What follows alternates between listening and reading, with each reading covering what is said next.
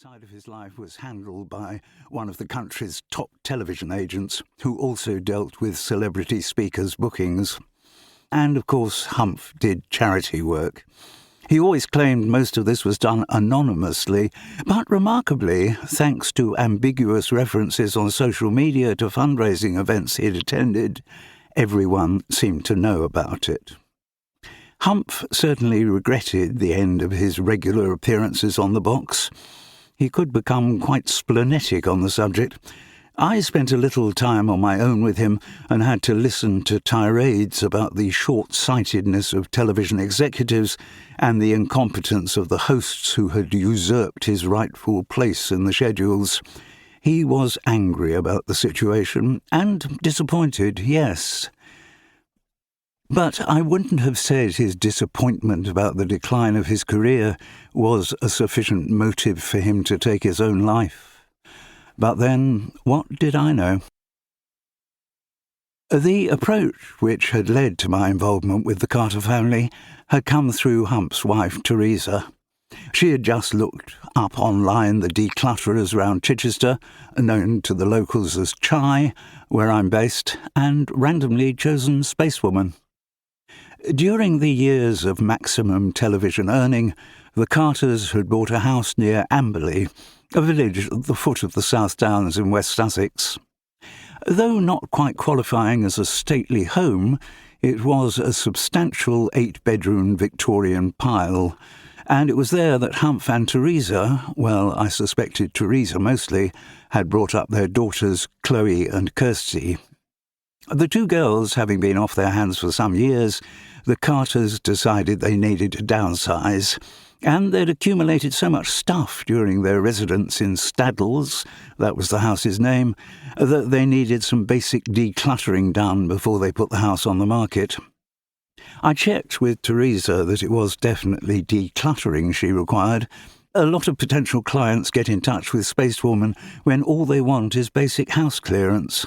I tell them patiently that there are plenty of firms that do that, but I'm not one of them.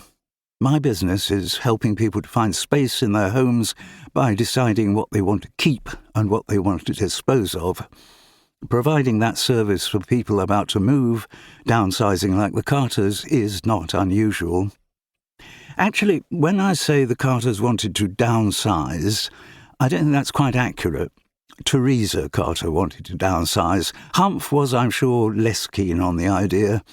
Again, that was not unusual in my profession. Almost by definition, every job I do involves me infiltrating a house where there is some level of dissension, if not actual conflict. I gathered fairly quickly on my first encounter with both Carters that Teresa was the practical one. Whether that was in her nature, I'm not sure, but I think living with Humph had forced her to take on the role. He was the famous one, he was the busier one, and life at Staddles revolved around him. I was told quite soon that when they met, she had been acting successfully on television and in the West End under the name of Teresa Burrows, but she had put her career on hold to bring up the kids.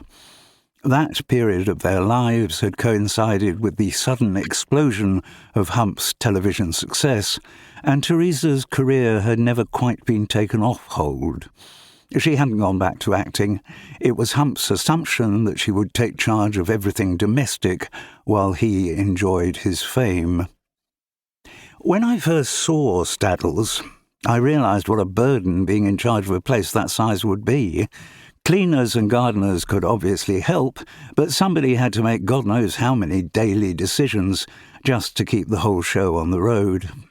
It must also have been extremely expensive to run. Teresa had been honest with me from the start. Though nowhere near the breadline, their income had declined considerably from the glory days. When she told me this, she insisted that I shouldn't mention the financial imperative to Humph. He would take it badly. So, for a good few reasons, it was no surprise that Teresa wanted to downsize. In conversation, Humph supported that desire. Yes, he was as keen to downsize as his wife was, and yet his tone of voice and body language told the opposite story. Humphrey